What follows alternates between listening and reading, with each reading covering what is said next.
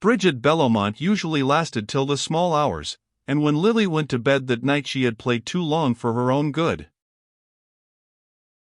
Feeling no desire for the self-communion which awaited her in her room, she lingered on the broad stairway, looking down into the hall below, where the last card players were grouped about the tray of tall glasses and silver-collared decanters which the butler had just placed on a low table near the fire. The hall was arcaded, with a gallery supported on columns of pale yellow marble. Tall clumps of flowering plants were grouped against a background of dark foliage in the angles of the walls. On the crimson carpet a deerhound and 2 or 3 spaniels dozed luxuriously before the fire, and the light from the great central lantern overhead shed a brightness on the women's hair and struck sparks from their jewels as they moved. There were moments when such scenes delighted Lily, when they gratified her sense of beauty and her craving for the external finish of life. There were others when they gave a sharper edge to the meagerness of her own opportunities. This was one of the moments when the sense of contrast was uppermost, and she turned away impatiently as Mrs. George Dorset, glittering in serpentine spangles, drew Percy Gryce in her wake to a confidential nook beneath the gallery. It was not that Miss Bart was afraid of losing her newly acquired hold over Mr. Gryce. Mrs. Dorset might startle or dazzle him, but she had neither the skill nor the patience to effect his capture. She was too self-engrossed to penetrate the recesses of his shyness, and besides, why should she care to give herself the trouble? At most it might amuse her to make sport of his simplicity for an evening, after that he would be merely a burden to her, and knowing this, she was far too experienced to encourage him. But the mere thought of that other woman, who could take a man up and toss him aside as she willed, without having to regard him as a possible factor in her plans, filled Lily Bart with envy. She had been bored all the afternoon by Percy Gryce. The mere thought seemed to waken an echo of his droning voice, but she could not ignore him on the morrow. She must follow up her success, must submit to more boredom, must be ready with fresh compliances and adaptabilities, and all on the bare chance that he might ultimately decide to do her the honor of boring her for life. It was a hateful fate, but how escape from it? What choice had she? To beat herself, or a dirty Farish? As she entered her bedroom, with its softly shaded lights, her lace dressing gown lying across the silken bedspread, her little embroidered slippers before the fire, a vase of carnations filling the air with perfume, and the last novels and magazines lying uncut on a table beside the reading lamp, she had a vision of Miss Farish's cramped flat, with its cheap conveniences and hideous wallpapers. No, she was not made for mean and shabby surroundings, for the squalid compromises of poverty. Her whole being dilated in an atmosphere of luxury. It was the background she required, the only climate she could breathe in. But the luxury of others was not what she wanted. A few years ago it had sufficed her. She had taken her daily meat of pleasure without caring who provided it. Now she was beginning to chafe at the obligations it imposed, to feel herself a mere pensioner on the splendor which had once seemed to belong to her. There were even moments when she was conscious of having to pay her way. For a long time she had refused to play bridge. She knew she could not afford it, and she was afraid of acquiring so expensive a taste. She had seen the danger exemplified in more than one of her associates, in young Ned Silverton, for instance, the charming fair boy now seated in abject rapture at the elbow of Mrs. Fisher, a striking divorcee with eyes and gowns as emphatic as the headlines of her case. Lily could remember when young Silverton had stumbled into their circle, with the air of a straight Arcadian who has published charming sonnets in his college journal. Since then he had developed a taste for Mrs. Fisher in bridge, and the latter at least had involved him in expenses from which he had been more than once rescued by harassed maiden sisters, who treasured the sonnets, and went without sugar in their tea to keep their darling afloat. Ned's case was familiar to Lily. She had seen his charming eyes, which had a good deal more poetry in them than the sonnets, change from surprise to amusement, and from amusement to anxiety, as he passed under the spell of the terrible god of chance, and she was afraid of discovering the same symptoms in her own case. For in the last year she had found that her hostesses expected her to take a place at the card table. It was one of the taxes she had to pay for their prolonged hospitality, and for the dresses and trinkets which occasionally replenished her insufficient wardrobe. and since she had played regularly the passion had grown on her. Once or twice of late she had won a large sum, and instead of keeping it against future losses, had spent it in dress or jewelry, and the desire to atone for this imprudence, combined with the increasing exhilaration of the game, drove her to risk higher stakes at each fresh venture.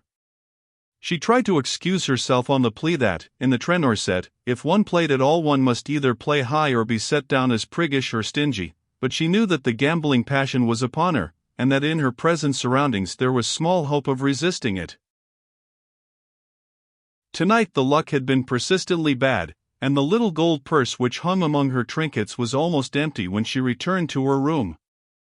She unlocked the wardrobe, and taking out her jewel case, looked under the tray for the roll of bills from which she had replenished the purse before going down to dinner. Only $20 were left. The discovery was so startling that for a moment she fancied she must have been robbed. Then she took paper and pencil, and seating herself at the writing table, tried to reckon up what she had spent during the day. Her head was throbbing with fatigue, and she had to go over the figures again and again, but at last it became clear to her that she had lost $300 at cards. She took out her checkbook to see if her balance was larger than she remembered, but found she had erred in the other direction. Then she returned to her calculations, but figure as she would, she could not conjure back the vanished $300. It was the sum she had set aside to pacify her dressmaker unless she should decide to use it as a sop to the jeweler. At any rate, she had so many uses for it that its very insufficiency had caused her to play high in the hope of doubling it. But of course she had lost, she who needed every penny, while Bertha Dorset, whose husband showered money on her, must have pocketed at least $500, and Judy Trenor, who could have afforded to lose $1,000 a night, had left the table clutching such a heap of bills that she had been unable to shake hands with her guests when they bade her good night. A world in which such things could be seemed a miserable place to Lily Bart, but then she had never been able to understand the laws of a universe which was so ready to leave her out of its calculations. She began to undress without ringing for her maid, whom she had sent to bed. She had been long enough in bondage to other people's pleasure to be considerate of those who depended on hers, and in her bitter moods it sometimes struck her that she and her maid were in the same position, except that the latter received her wages more regularly. As she sat before the mirror brushing her hair, her face looked hollow and pale, and she was frightened by two little lines near her mouth, faint flaws in the smooth curve of the cheek. "Oh, I must stop worrying," she exclaimed. "Unless it's the electric light," she reflected, springing up from her seat and lighting the candles on the dressing table. She turned out the wall lights, and peered at herself between the candle flames. The white oval of her face swam out waveringly from a background of shadows, the uncertain light blurring it like a haze, but the two lines about the mouth remained. Lily rose and undressed in haste. "It is only because I am tired and have such odious things to think about," she kept repeating, and it seemed an added injustice that petty cares should leave a trace on the beauty which was her only defense against them. But the odious things were there, and remained with her. She returned wearily to the thought of Percy Gryce, as a wayfarer picks up a heavy load and toils on after a brief rest. She was almost sure she had landed him, a few days' work and she would win her reward. But the reward itself seemed unpalatable just then. She could get no zest from the thought of victory. It would be a rest from worry, no more, and how little that would have seemed to her a few years earlier. Her ambitions had shrunk gradually in the desiccating air of failure. But why had she failed? Was it her own fault or that of destiny? She remembered how her mother, after they had lost their money, used to say to her with a kind of fierce vindictiveness, "But you'll get it all back, you'll get it all back, with your face." The remembrance roused a whole train of association, and she lay in the darkness reconstructing the past out of which her present had grown. A house in which no one ever dined at home unless there was company, a doorbell perpetually ringing, a hall table showered with square envelopes which were opened in haste, and oblong envelopes which were allowed to gather dust in the depths of a bronze jar, a series of French and English maids giving warning amid a chaos of hurriedly ransacked wardrobes and dress closets, an equally changing dynasty of nurses and footmen, quarrels in the pantry, the kitchen and the drawing room, precipitate trips to Europe, and returns with gorged trunks and days of interminable unpacking, semi-annual discussions as to where the summer should be spent, grey interludes of economy and brilliant reactions of expense. Such was the setting of Lily Bart's first memories. Ruling the turbulent element called home was the vigorous and determined figure of a mother still young enough to dance her ball dresses to rags, while the hazy outline of a neutral-tinted father filled an intermediate space between the butler and the man who came to wind the clocks. Even to the eyes of infancy, Mrs. Hudson Bart had appeared young, but Lily could not recall the time when her father had not been bald and slightly stooping, with streaks of grey in his hair, and a tired walk. It was a shock to her to learn afterward that he was but 2 years older than her mother. Lily seldom saw her father by daylight. All day he was downtown, and in winter it was long after nightfall when she heard his faggoted step on the stairs and his hand on the schoolroom door. He would kiss her in silence, and ask 1 or 2 questions of the nurse or the governess. Then Mrs. Bart's maid would come to remind him that he was dining out, and he would hurry away with a nod to Lily. In summer, when he joined them for a Sunday at Newport or Southampton, he was even more effaced and silent than in winter. It seemed to tire him to rest, and he would sit for hours staring at the sea line from a quiet corner of the veranda, while the clatter of his wife's existence went on unheeded a few feet off. Generally, however, Mrs. Bart and Lily went to Europe for the summer, and before the steamer was halfway over Mr. Bart had dipped below the horizon. Sometimes his daughter heard him denounced for having neglected to forward Mrs. Bart's remittances, but for the most part he was never mentioned or thought of till his patient stooping figure presented itself on the New York dock as a buffer between the magnitude of his wife's luggage and the restrictions of the American custom house.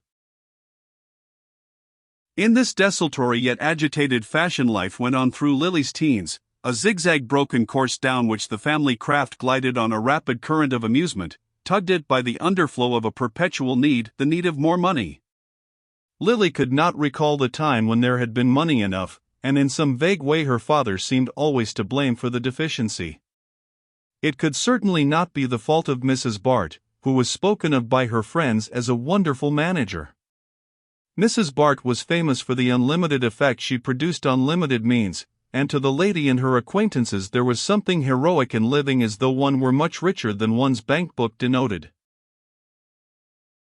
Lily was naturally proud of her mother's aptitude in this line. She had been brought up in the faith that, whatever it cost, one must have a good cook, and be what Mrs. Bart called decently dressed. Mrs. Bart's worst reproach to her husband was to ask him if he expected her to live like a pig, and his replying in the negative was always regarded as a justification for cabling to Paris for an extra dress or two, and telephoning to the jeweler that he might, after all, send home the turquoise bracelet which Mrs. Bart had looked at that morning. Lily knew people who lived like pigs, and their appearance and surroundings justified her mother's repugnance to that form of existence. They were mostly cousins, who inhabited dingy houses with engravings from Cole's Voyage of Life on the drawing-room walls, and slatternly parlor-maids who said, "I'll go and see to visitors calling at an hour when all right-minded persons are conventionally if not actually out." The disgusting part of it was that many of these cousins were rich, so that Lily imbibed the idea that if people lived like pigs it was from choice, and through the lack of any proper standard of conduct.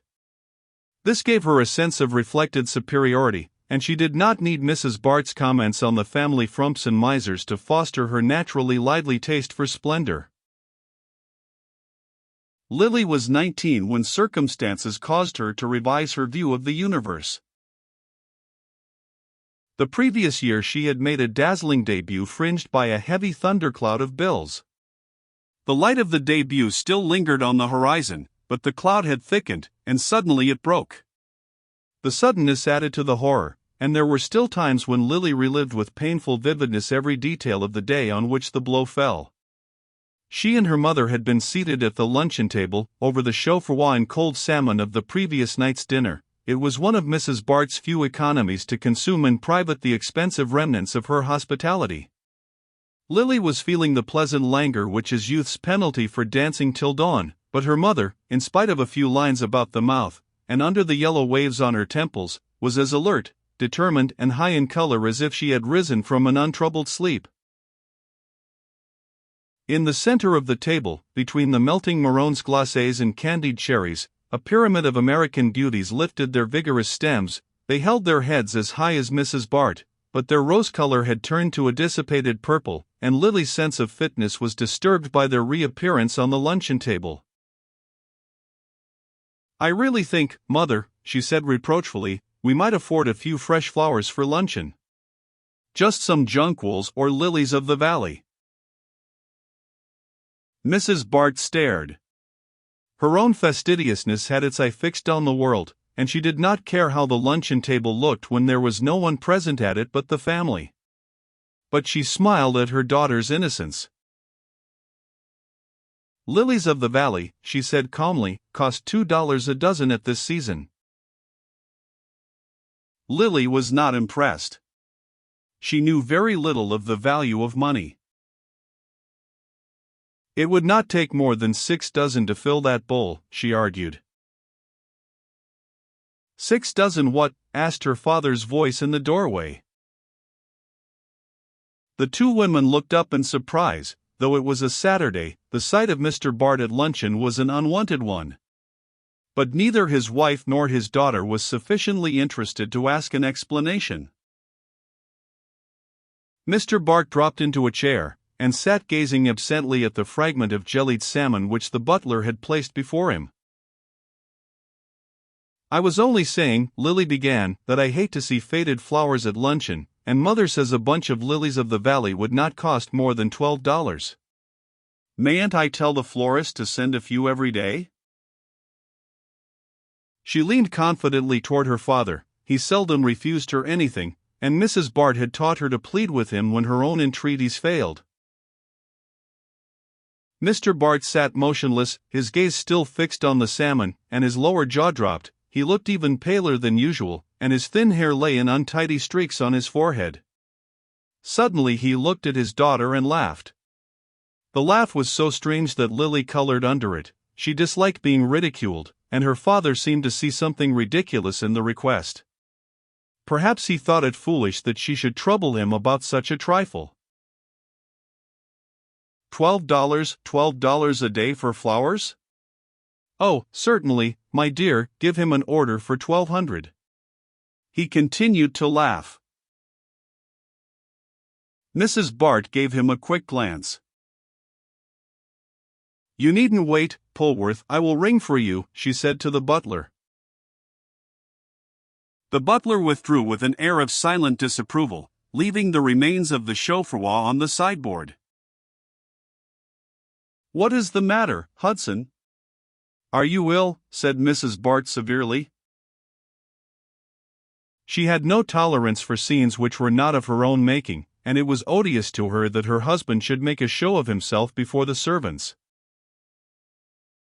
"Are you ill?" she repeated. "Ill? No, I'm ruined," he said. Lily made a frightened sound, and Mrs. Bart rose to her feet. "Ruined," she cried, but controlling herself instantly, she turned a calm face to Lily. "Shut the pantry door," she said.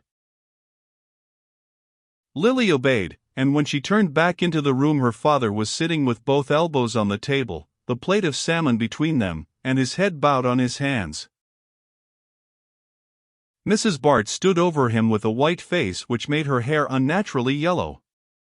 She looked at Lily as the latter approached. Her look was terrible, but her voice was modulated to a ghastly cheerfulness. "Your father is not well, he doesn't know what he is saying. It is nothing, but you had better go upstairs, and don't talk to the servants," she added. Lily obeyed. She always obeyed when her mother spoke in that voice. She had not been deceived by Mrs. Bart's words. She knew at once that they were ruined. In the dark hours which followed, that awful fact overshadowed even her father's slow and difficult dying. To his wife he no longer counted. He had become extinct when he ceased to fulfill his purpose, and she sat at his side with the provisional air of a traveler who waits for a belated train to start. Lily's feelings were softer. She pitied him in a frightened, ineffectual way.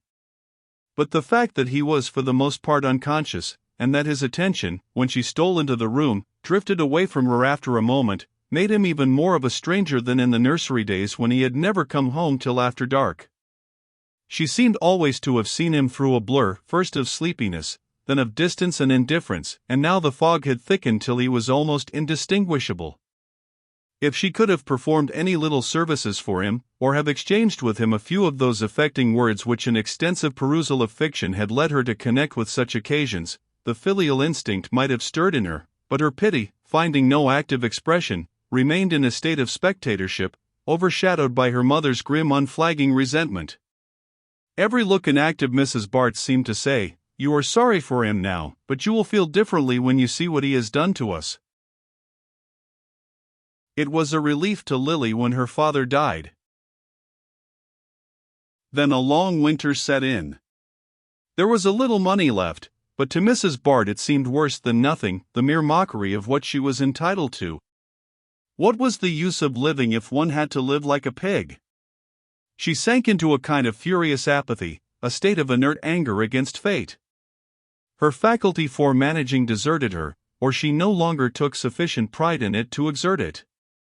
It was well enough to manage when by so doing one could keep one's own carriage, but when one's best contrivance did not conceal the fact that one had to go on foot, the effort was no longer worth making. Lily and her mother wandered from place to place, now paying long visits to relations whose housekeeping Mrs. Bart criticized, and who deplored the fact that she let Lily breakfast in bed when the girl had no prospects before her, and now vegetating in cheap continental refuges, where Mrs. Bart held herself fiercely aloof from the frugal tea tables of her companions in misfortune. She was especially careful to avoid her old friends and the scenes of her former successes. To be poor seemed to her such a confession of failure that it amounted to disgrace, and she detected a note of condescension in the friendliest advances. Only one thought consoled her, and that was the contemplation of Lily's beauty.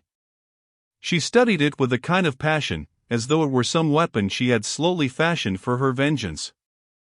It was the last asset in their fortunes, the nucleus around which their life was to be rebuilt. She watched it jealously, as though it were her own property and Lily its mere custodian, and she tried to instill into the latter a sense of the responsibility that such a charge involved. She followed in imagination the career of other beauties, pointing out to her daughter what might be achieved through such a gift, and dwelling on the awful warning of those who, in spite of it, had failed to get what they wanted. To Mrs. Bart, only stupidity could explain the lamentable denouement of some of her examples. She was not above the inconsistency of charging fate, rather than herself, with her own misfortunes, but she inveighed so acrimoniously against love matches that Lily would have fancied her own marriage had been of that nature, had not Mrs. Bart frequently assured her that she had been talked into it, by whom, she never made clear. Lily was duly impressed by the magnitude of her opportunities. The dinginess of her present life threw into enchanting relief the existence to which she felt herself entitled. To a less illuminated intelligence Mrs. Bart's counsels might have been dangerous, but Lily understood that beauty is only the raw material of conquest, and that to convert it into success other arts are required. She knew that to betray any sense of superiority was a subtler form of the stupidity her mother denounced, and it did not take her long to learn that a beauty needs more tact than the possessor of an average set of features. Her ambitions were not as crude as Mrs. Bart's. It had been among that lady's grievances that her husband, in the early days, before he was too tired, had wasted his evenings in what she vaguely described as reading poetry, and among the effects packed off to auction after his death were a score or two of dingy volumes which had struggled for existence among the boots and medicine bottles of his dressing-room shelves. There was in Lily a vein of sentiment, perhaps transmitted from this source, which gave an idealizing touch to her most prosaic purposes. She liked to think of her beauty as a power for good, as giving her the opportunity to attain a position where she should make her influence felt in the vague diffusion of refinement and good taste. She was fond of pictures and flowers, and of sentimental fiction, and she could not help thinking that the possession of such tastes ennobled her desire for worldly advantages. She would not indeed have cared to marry a man who was merely rich. She was secretly ashamed of her mother's crude passion for money. Lily's preference would have been for an English nobleman with political ambitions and vast estates, or, for second choice, an Italian prince with a castle in the Apennines and an hereditary office in the Vatican. Lost causes had a romantic charm for her, and she liked to picture herself as standing aloof from the vulgar press of the Quirinal, and sacrificing her pleasure to the claims of an immemorial tradition. How long ago and how far off it all seemed! Those ambitions were hardly more futile and childish than the earlier ones which had centered about the possession of a French-jointed doll with real hair. Was it only 10 years since she had wavered in imagination between the English earl and the Italian prince? Relentlessly her mind traveled on over the dreary interval. After 2 years of hungry roaming, Mrs. Bart had died of a deep disgust. She had hated dinginess, and it was her fate to be dingy. Her visions of a brilliant marriage for Lily had faded after the first year.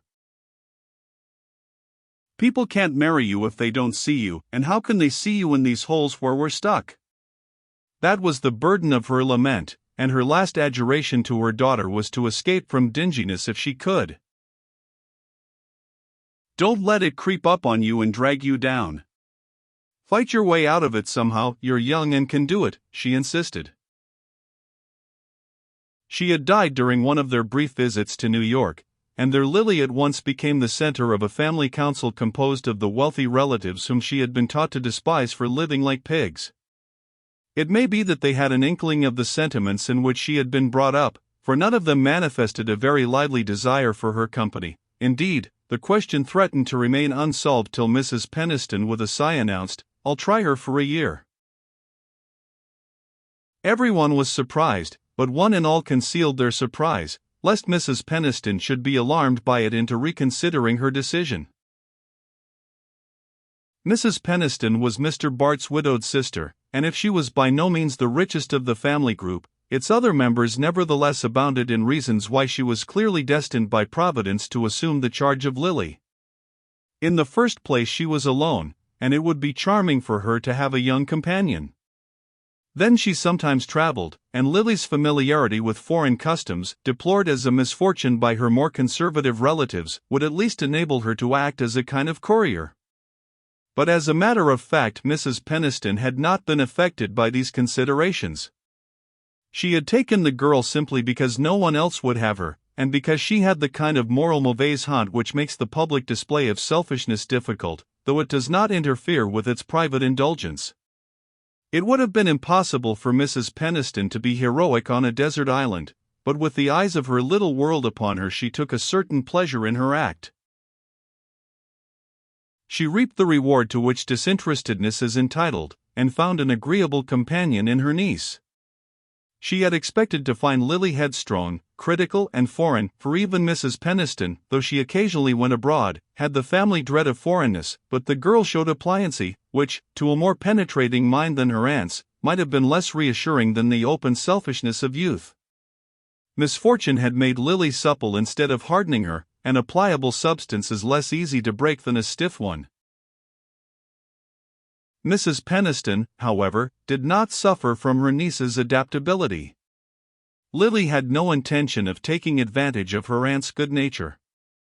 She was in truth grateful for the refuge offered her. Mrs. Peniston's opulent interior was at least not externally dingy.